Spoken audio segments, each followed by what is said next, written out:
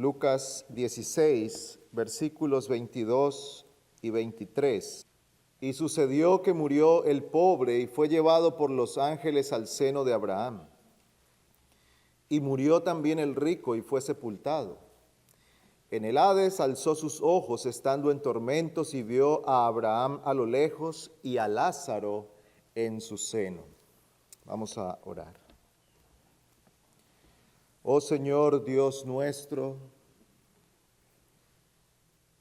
grande y glorioso es tu nombre en toda la tierra. Has desplegado tu gloria en la creación. Los cielos cuentan la gloria de tu nombre y el firmamento anuncia la obra de tus manos. Y tu obra de salvación nos anuncia cuán grande es tu amor para con nosotros los pecadores. Alabado sea tu nombre, bendito y exaltado entre nosotros, porque te has compadecido de tu pueblo, porque has traído tus misericordias a nosotros, débiles y pecadores, merecedores del juicio y del castigo, pero nos has abrazado con tu misericordia y nos has vestido con la justicia perfecta de nuestro Señor Jesucristo. A ti sea la gloria para siempre. Señor, nos acercamos a tu palabra, implorando que tú estés en medio nuestro, que la visitación de tu Espíritu sea evidente en este día.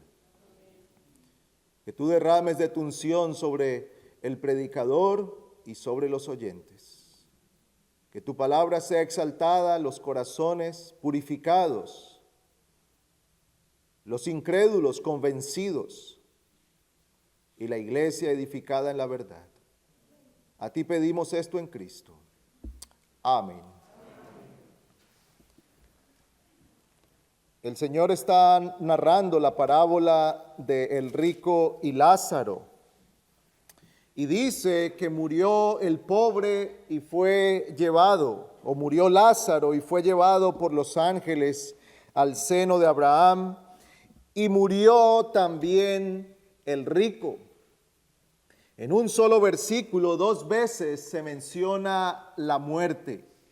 La muerte, aquel intruso no deseado, que ha entrado en la historia de la humanidad a partir de la caída. Ciertamente que hablar de la muerte no es algo que nos agrade. No es el tema preferido de nuestras conversaciones.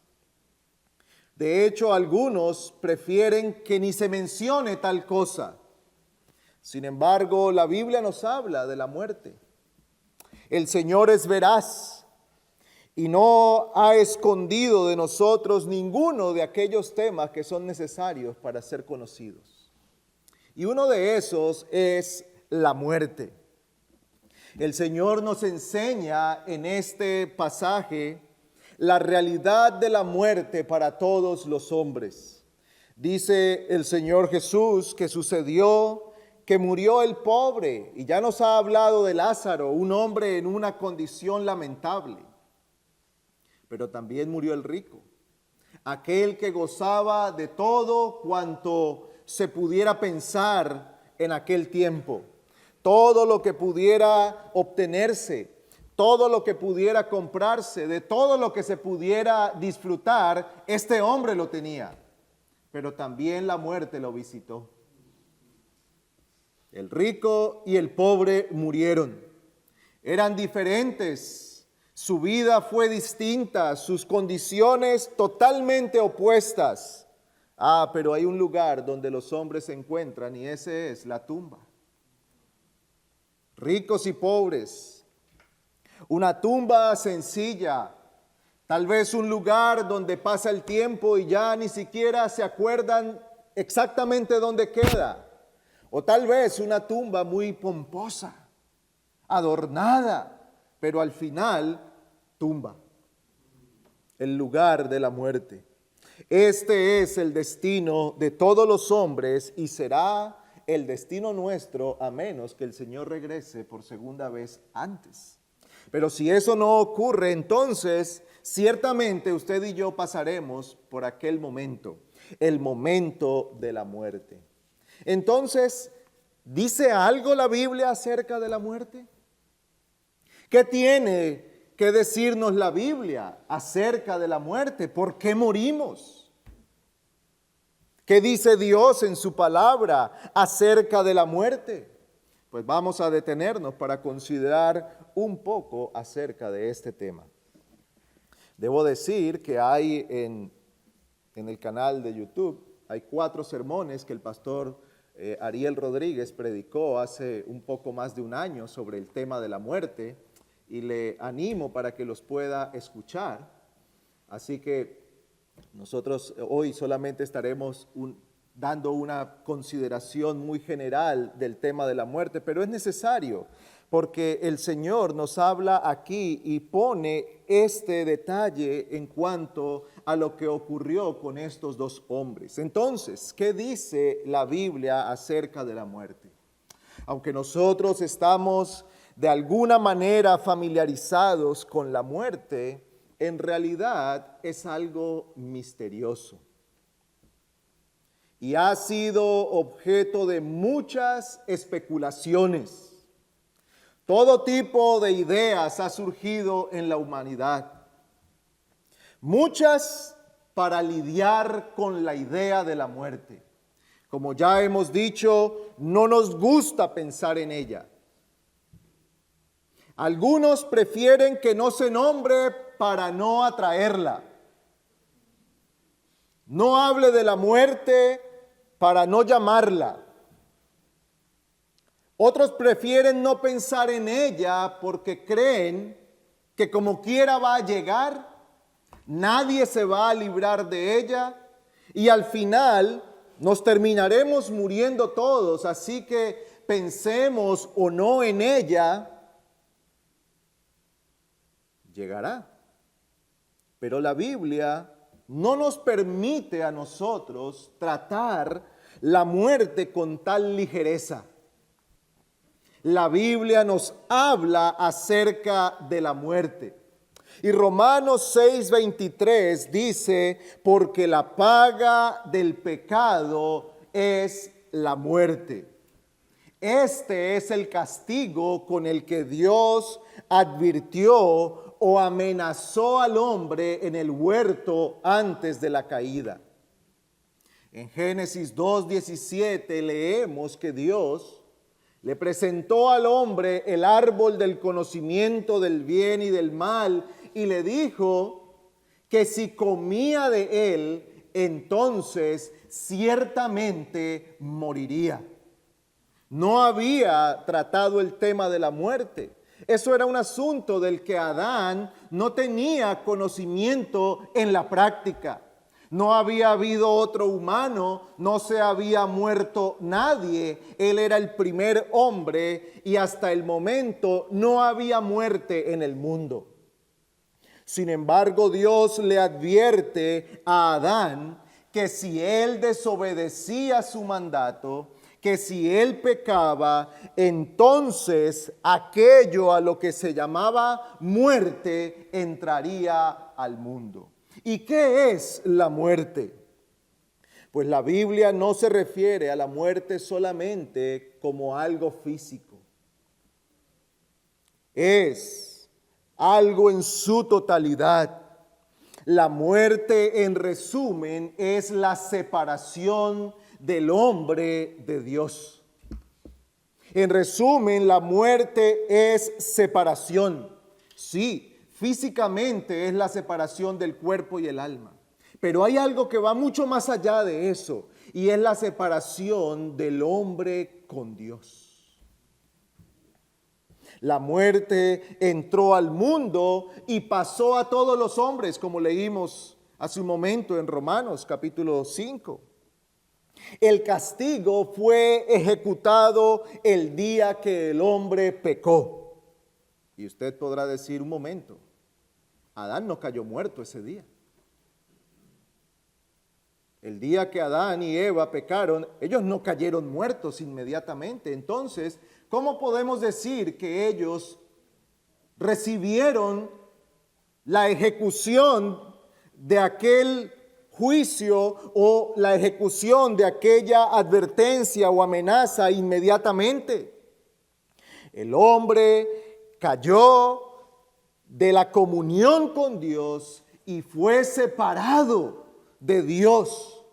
Aquella comunión perfecta, libre de cualquier obstáculo, aquella comunión con la cual el hombre se relacionaba con Dios y tenía tal cercanía con Dios, fue cortada.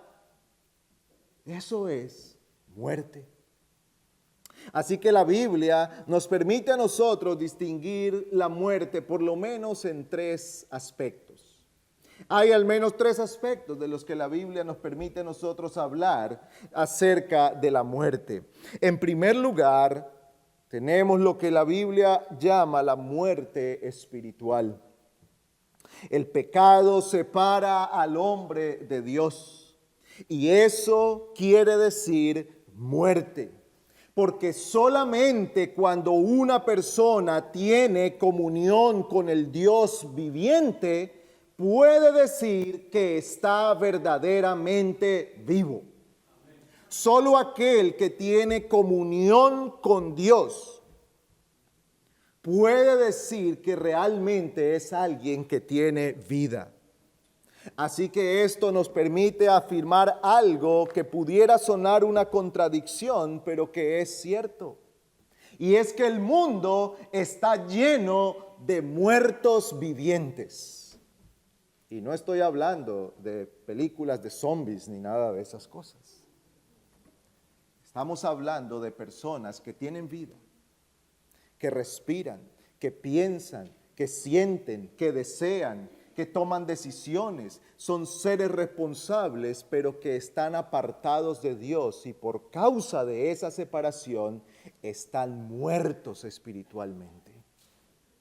Hay muerte. La muerte espiritual no solo significa que es culpable delante de Dios, sino que su vida está influenciada por la corrupción del pecado.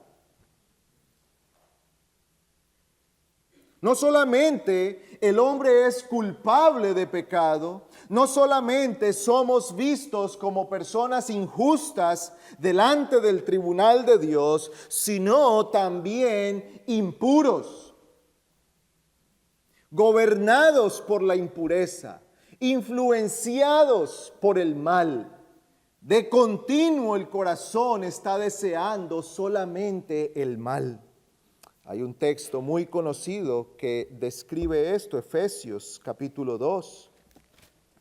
Una y otra vez tenemos que ir allí para recordar la condición del hombre. Versículo 1, y él está hablando Pablo a la iglesia de Éfeso y les está recordando la obra que Dios ha hecho en sus vidas y les dice, y él, hablando de Dios, os dio vida a vosotros que estabais muertos, no muertos físicamente, no, ellos estaban muy vivos físicamente, muertos en vuestros delitos y pecados, en los cuales anduvisteis en otro tiempo, según la corriente de este mundo, conforme al príncipe de la potestad del aire, el espíritu que ahora opera en los hijos de desobediencia, entre los cuales también todos nosotros, dice Pablo, todos nosotros vivíamos en las pasiones de nuestra carne, satisfaciendo los deseos de la carne y de la mente, y éramos por naturaleza hijos de ira, lo mismo que los demás. Esta es la descripción bíblica de la muerte espiritual. El que está muerto espiritualmente es uno que está apartado de Dios para todo lo bueno. Está separado de Dios en cuanto a su comunión, su sujeción, su obediencia y su amor a Dios. Su corazón está gobernado por la corriente de este mundo. Es decir, gobernado por todo el sistema humano contrario a Dios. Gobernado por todo el sistema humano rebelde que se opone a Dios. Conforme al príncipe de la potestad del aire.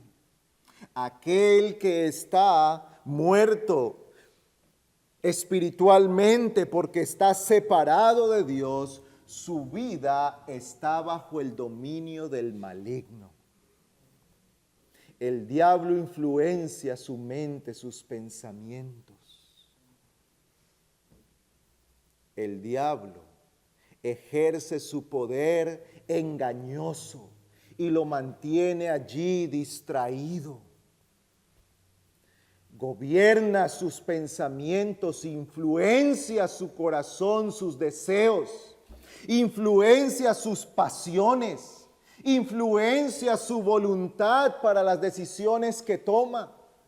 Y el hombre es engañado porque cree que lo hace libremente, pero está influenciado por la corriente del mundo, por el diablo y por el pecado que mora en su propio corazón.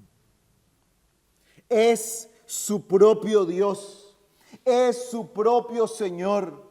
Dice el versículo 3 que todos vivíamos ¿en qué? En las pasiones de la carne.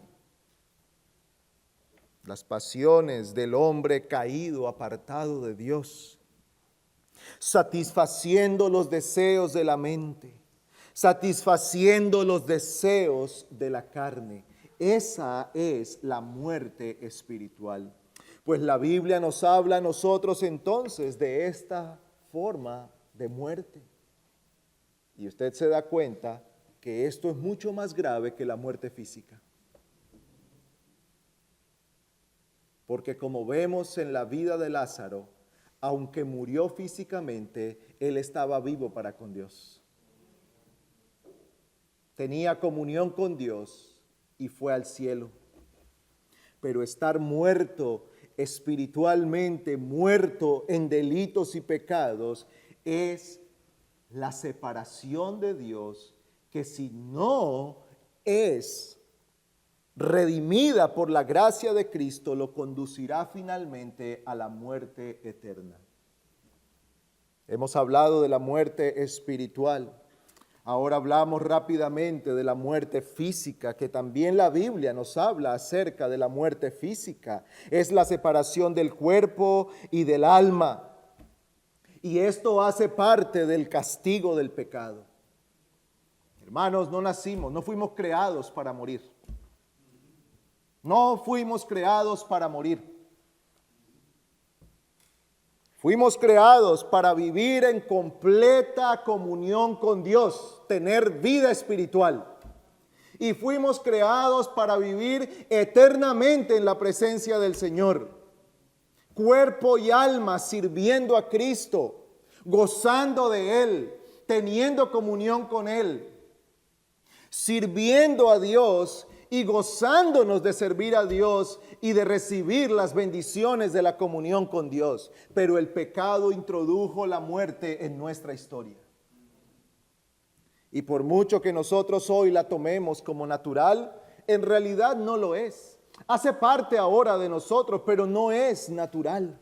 No fuiste creado para morir, fuiste creado para vivir con Dios y para vivir en su presencia eternamente. Así que la muerte física, aquella separación del cuerpo y del alma, es parte del castigo. Y esto Dios se lo dijo al hombre cuando cayó en Génesis 3:19, cuando le dice, pues polvo eres y al polvo volverás. Ese fue parte del castigo del pecado. Polvo eres y al polvo volverás. Y muestra de que las palabras del Señor son veraces, es que todos los días hay muertos. Todos los días hay muerte. Incluso nosotros en algún momento de nuestra vida hemos sido visitados por la muerte de cerca. Creo que todos aquí hemos tenido que llevar a la sepultura a un familiar, a un amigo, a un ser querido. Niños, ancianos, hombres, mujeres, padres, madres, hijos, hemos visto morir. Y eso nos recuerda que el mundo está bajo la maldición del pecado. Nos envejecemos, nuestros cuerpos se deterioran y en un sentido nacemos muriéndonos como parte de la maldición. Así que la Biblia también habla de la muerte física y en tercer lugar, la Biblia nos habla de la muerte eterna. Y esta es la culminación de la muerte espiritual. Los frenos del tiempo presente. Dios detiene la corrupción y por un tiempo retiene el juicio, pues esos frenos son quitados y el peso completo de la ira de Dios cae sobre los hombres. Y el día que el hombre muere, entonces es conducido a su destino eterno y final. Y dice el Señor en la parábola que murió el rico. Versículo 23, en el Hades alzó sus ojos. De Lázaro se dice que murió y fue llevado por los ángeles a la presencia de Dios. Pero el rico murió y fue llevado al lugar donde permanecerá en muerte eterna. Esta muerte no es aniquilación. Esta muerte no es, y decíamos al principio, ha habido todo tipo de ideas acerca de la muerte y muchas de ellas son el resultado de conciencias inquietas que quieren traer tranquilidad a sus mentes. Y muchos han llegado a decir, cuando nos morimos se acaba todo. Con la muerte todo termina, pero el Señor nos está enseñando aquí que la muerte física solamente es la puerta de entrada para la condición eterna, sea cielo o sea infierno, sea vida eterna o sea muerte eterna. Dios ha establecido que los hombres vayan a uno de esos dos lugares y la muerte eterna entonces es la culminación, es la perfección de la muerte espiritual, es el punto cumbre de la muerte espiritual. Esta muerte eterna es muerte en el más terrible sentido de la palabra. ¿Sabes? Porque mientras vivimos en esta tierra, y si tú estás muerto en tus delitos y pecados, hoy tienes esperanza en Cristo. Y tu condición de muerte puede ser revertida a vida eterna si vienes a Cristo, si crees en Cristo, si te arrepientes de tus pecados. Dice el Señor, para que todo aquel que en Él cree no se pierda, sino que tenga vida eterna. Hoy tu muerte puede ser transformada en vida por la gracia de Dios. Y si tú eres un creyente y vas a pasar por la muerte física, esa muerte física es en realidad el triunfo de la fe, porque te abre las puertas al cielo. Porque nada nos podrá separar del amor de Dios que es en Cristo Jesús, ni la vida, ni la muerte, nada. Y aunque el mundo parezca que la muerte ha conseguido una victoria sobre la iglesia y sobre los creyentes, en realidad lo único que han hecho es adelantar su entrada al reino eterno. Así que mientras vivimos, seamos creyentes, Sabiendo que tenemos que afrontar la muerte, lo hacemos con esperanza, con la esperanza del cielo. Y si tú no eres creyente hoy, todavía el Señor te da esperanza de tener vida eterna con Él por medio de Cristo. Pero cuando mueres y vas a la muerte eterna, entonces es muerte en el más terrible sentido de la palabra, porque es irreversible, porque eso no cambiará, porque no hay oraciones que lo cambien, porque no hay súplicas que lo cambien, porque no hay lamentos ni gemidos que lo cambien, no hay tiempo que lo cambie, no es una pena de 100 o 500 o 10,000 años, no, es para siempre. Y Apocalipsis 14:11 dice que el humo de su tormento sube para siempre jamás. Hoy el Señor te llama. Hoy el Señor extiende sus manos de misericordia para que no mueras, para que seas sacado de la muerte a la vida por la obra de Cristo. Pero ¿qué más nos dice la Biblia acerca de la muerte? La Biblia nos dice que Dios ha hecho provisión para rescatarnos de la muerte en la persona de su Hijo Jesucristo. Hermanos, si la Biblia solamente nos describiera la muerte y allí se cerrara todo, qué terrible, qué desolador sería saber que Dios simplemente nos está diciendo lo que va a pasar y ya no hay esperanza. Pero el Señor nos muestra cuán grande es su amor, que ha hecho provisión para que no muramos. Sí, moriremos físicamente, pero no muramos eternamente. Vamos a Juan 3:16.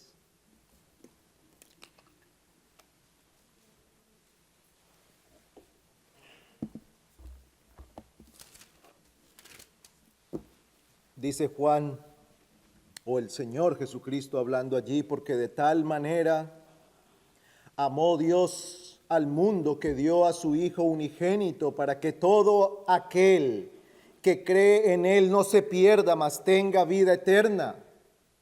Porque Dios no envió a su Hijo al mundo para juzgar al mundo, sino para que el mundo sea salvo por Él. El que cree en Él no es condenado, pero el que no cree ya ha sido condenado porque no ha creído en el nombre del unigénito Hijo de Dios. El Señor dice que Dios ha hecho provisión para nosotros. Jesucristo vino a salvarnos, perdonándonos para que no muramos condenados para siempre. Este es el Evangelio, la buena noticia, que tanto ha amado Dios a este mundo pecador, a este mundo perdido, rebelde, a este mundo obstinado en el mal, a este mundo que se entrega con todas sus fuerzas, con toda su mente, con toda su voluntad en contra de Dios, yendo contra Dios, amando el pecado, aborreciendo lo bueno. Pero Dios ha manifestado su gran amor dando a su Hijo. Él ha provisto a su propio Hijo. Él ha enviado a su propio Hijo. Por causa de su gran amor, ha enviado a su Hijo. ¿Para qué? Para que Él se ponga en el lugar de pecadores. Y para que todo aquel que en Él cree no se pierda. El Hijo unigénito de Dios. El Hijo amado de Dios. El Hijo santo y perfecto. Sin pecado. Sin culpa. Sin obligación de salvarnos. Se ha dado por su propia voluntad, por el gran amor con que Él nos ha amado, para que pecadores como usted y yo hoy podamos tener la esperanza de la vida eterna.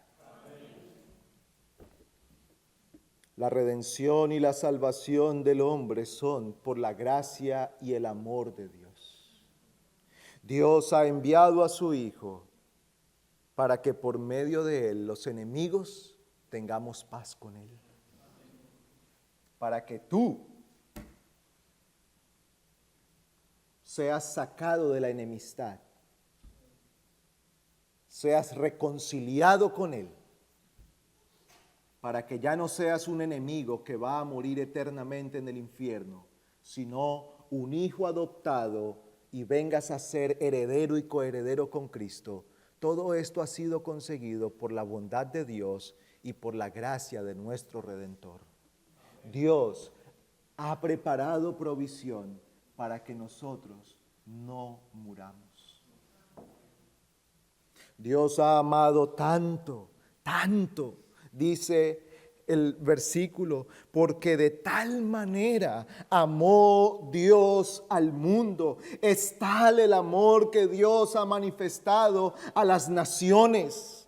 Es tal el amor que Dios ha manifestado con este mundo malvado, que ahora Dios proveyó a su Hijo y nos hace una oferta libre de gracia en Cristo. Y dice que es para que todo aquel que cree en Él no se pierda. Todo aquel. ¿Eres tú uno que está perdido? Entonces, para ti es Cristo, para que creas en Él. Porque si tú crees en Él, no te pierdes. Tienes vida eterna. Si tú hoy te entregas a Cristo con la fe puesta en Él, con tu confianza en Él, te arrepientes de tus pecados, confiesas tu maldad, clamas al Señor, dice la Escritura que Él tendrá misericordia de ti. Y la promesa es ciertísima, es firme, no vacila, no titubea. La promesa es sí y amén en Cristo, para que todo aquel que en Él crea no se pierda. No se pierda, sino que tenga vida eterna. Pero este texto no solamente nos habla a nosotros de esa provisión que Dios ha dado, sino del deber que tenemos nosotros. Recibir el Evangelio, recibir por la fe la gracia de Dios. Dice el versículo que es para que todo aquel que cree en Él. No solamente para el que cree que es pecador. No solamente para el que cree que Dios ha enviado a su Hijo o que Cristo murió para salvar pecadores. Es uno que se abraza a Cristo por la fe y toma para sí por la fe los méritos de Cristo. Para que todo aquel que en Él cree, versículo 18, el que cree en Él no es condenado. El que cree en Él no muere eternamente. El que cree en Él, la ira de Dios ya no pesa sobre sí. El que cree en Él es declarado justo en el tribunal de Cristo. Su expediente es limpiado por la sangre del Cordero. Es declarado justo. Y cuando este creyente se presenta delante de Dios en el juicio, será hallado justo porque ha sido vestido con la justicia de Cristo, porque le ha sido imputada, esa palabra que escuchamos esta mañana. Le ha sido puesta en su cuenta la justicia de Cristo. Y ahora esa justicia es la de aquel. Por eso cuando el creyente va a la presencia de Dios, no es salvo porque antes era malo y se volvió bueno. Porque hacía cosas malas y empezó a hacer buenas obras. Es salvo porque fue declarado justo en el tribunal celestial. Para que todo aquel que en Él cree no se pierda, mas tenga vida eterna. Ciertamente que esa declaración de justicia produce santidad y obediencia al Señor. Pero esa santidad y obediencia no son los méritos. Son los frutos de la salvación. Aquí entonces se nos enseña que el gran beneficio de la salvación es ser librados de la muerte, ser librados de la condenación, y tener vida eterna. No solamente somos librados de ir al infierno, sino que se nos concede la vida en el más alto sentido de la palabra. ¿Qué es vida? No hay algo más grande que poder gozar plenamente de Dios y su bendición. Esa es la vida verdadera. La vida no es simplemente estar saludable. A veces decimos de alguien, qué buena vida tiene. Y lo que estamos alabando es que tiene ciertas cosas, que goza de buena salud, que tiene tal vez dinero y decimos qué buena vida tiene esa persona. Pero en realidad la plenitud de la vida es conocer a Dios, amar a Dios y ser amado por Dios. Esa es la plenitud de la vida, pues el que cree en Cristo entonces entra a gozar de la plenitud de la vida. Pues esta parábola nos ilustra lo que es vivir y morir en Cristo y lo que es vivir y morir sin Cristo. Lázaro representa a aquellos que han recibido por la fe la gracia de Dios. Jesús dice que cuando Lázaro murió fue a gozar de la plenitud de la vida. Y sucedió que murió el pobre y fue llevado por los ángeles al seno de Abraham. Fue llevado por los ángeles a la misma presencia de Dios. Recibió gloria, consuelos y la bendición de poder estar con Dios para siempre. Eso es vivir en Cristo y morir en Cristo. Quien muere en Cristo gozará de las mismas bendiciones de las que goza Lázaro en la parábola. Quien vive en Cristo y muere en Cristo, como ya hemos dicho, su muerte no es una tragedia. Su muerte no es una desgracia eterna. Su muerte es el fin de su dura vida en esta tierra y el inicio del gozo de la eternidad. Hermanos, cuando nuestros familiares creyentes mueren, ciertamente que hay tristeza. Hay tristeza. Y el Señor no nos prohíbe tal tristeza. Sara murió y Abraham hizo su luto. Y el Señor no lo condenó por eso. El Señor sabe de la tristeza que causa la muerte. El mismo Señor Jesús lloró frente a la tumba de Lázaro. Pero hermanos, no podemos ser gobernados por la tristeza en el momento de la muerte de nuestros seres queridos creyentes, porque ellos han entrado en el gozo indescriptible. Porque su muerte no es la entrada a la condenación eterna, sino la entrada a la gloria. Así que hay tristeza en un sentido, sí, pero hay gozo también al saber que nuestro ser querido ha triunfado.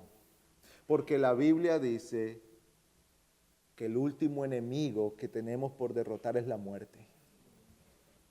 Y cuando morimos, entonces ya no hay más enemigos con los cuales pelear. Ya no hay más enemigos para derrotar. La victoria es plena en Cristo. Amén. ¿Ha muerto tu ser querido en Cristo? Sí hay dolor y tristeza, pero gózate por él o por ella, porque ahora goza de la presencia del Señor. Amén. Y con lo que él conoce o ella conoce ahora de la gloria del cielo, déjeme decirle algo, si le ofreciéramos volver a la tierra, yo creo que diría que no. ¿Quién va a querer volver a la tierra después de estar en la presencia del Señor? Entonces, gózate en la vida y en la muerte de tu ser querido, no por alegría de que se haya muerto, sino porque ahora está en la presencia del Señor. Y el rico representa todo el que vive y muere sin Cristo. Su vida es un cuadro de todo aquel que permanece en muerte espiritual y que nunca acude a Cristo para ser librado de aquella maldición. Ese hombre vivió como uno que estuvo ignorando a Dios durante toda su vida y así murió. No se nos habla de pecados groseros o escandalosos de aquel hombre, pero vivió para sí mismo. Vivió como se describe a los pecadores en Efesios 2. Vivió para sus pasiones, para la corriente de la carne, para los deseos de los ojos, para los deseos vanidosos, para la vanagloria de la vida. Eso se puede ver en lo que él hacía. Dice que este hombre se vestía de púrpura y de lino fino y celebraba cada día banquetes, y no cualquiera, con esplendidez, con brillo. Este hombre vivía para los deseos de la carne, para satisfacer los deseos vanidosos. Este hombre vestía las mejores marcas, púrpura y lino fino. Este hombre, si estuviera en nuestros días, sería uno que vestiría los diseñadores más caros. Porque el hombre mundano vive para tal cosa. Vive porque su nombre, su gloria, su esplendor depende de la marquilla. Depende del carro que conduce. Depende del lugar o del barrio donde vive. Depende de su cuenta bancaria. Depende de cuánto lo alaban los hombres. Ese era este hombre. Así que él no está lejos de lo que es la vida de nuestros días. Tal vez lo que es tu vida. Tal vez la diferencia que tú tienes con el rico es que él era rico y tú no. Porque a veces la diferencia está en cuánto podemos gastar. Si tuviéramos lo que tenía el rico, entonces viviríamos como vivía el rico. Porque el problema no es la cantidad de dinero, sino el corazón. Este hombre vivía para sí. Este hombre se entregó a alabarse a sí mismo, a promoverse a sí mismo. Este hombre vivió ignorando toda su vida a Dios, dándole la espalda a Dios, y así murió. Así murió. Y su muerte es el reflejo de la vida de un hombre que se aparta de Dios. Y aunque vivió gozando de muchas cosas, pereció. Pereció porque todo lo que el mundo ofrece no nos sirve para la eternidad. El mundo pasa y sus deseos, pero el que hace la voluntad de Dios permanece para siempre. El Señor contó en Lucas la parábola de otro rico, del cual dijo: ¿de qué le sirve al hombre ganar el mundo entero si pierde su alma? Este hombre descubrió tarde, para la amargura y la desgracia eterna de su alma, que todas las cosas de las que él gozó no le servían para nada, ni siquiera de consuelo. Algunos dicen: no importa, yo no me arrepiento de nada, me queda lo que he disfrutado. Pues sabe, ese no es el pensamiento de este hombre en el infierno.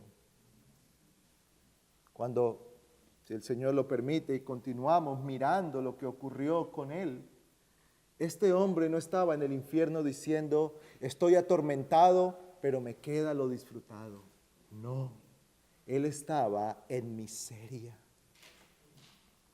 Y si tú vives para tus deseos, si tú vives para tus pasiones, Si tú vives para satisfacer solamente tu corazón perverso y mueres en esa condición, entonces tú no acompañarás a Lázaro en el cielo, sino al rico en el infierno. Ven a Cristo y arrepiéntete hoy.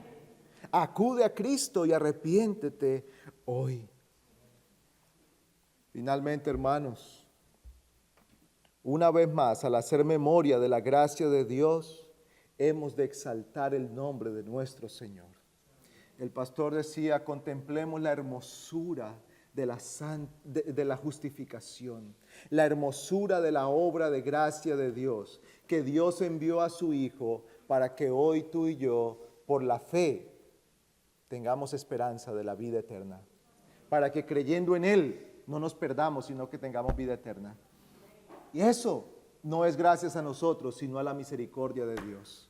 Así que hay razones mil para dar gloria a Dios, para exaltar el nombre de Cristo y para vivir una vida que le honre en todas las cosas. Vamos a orar.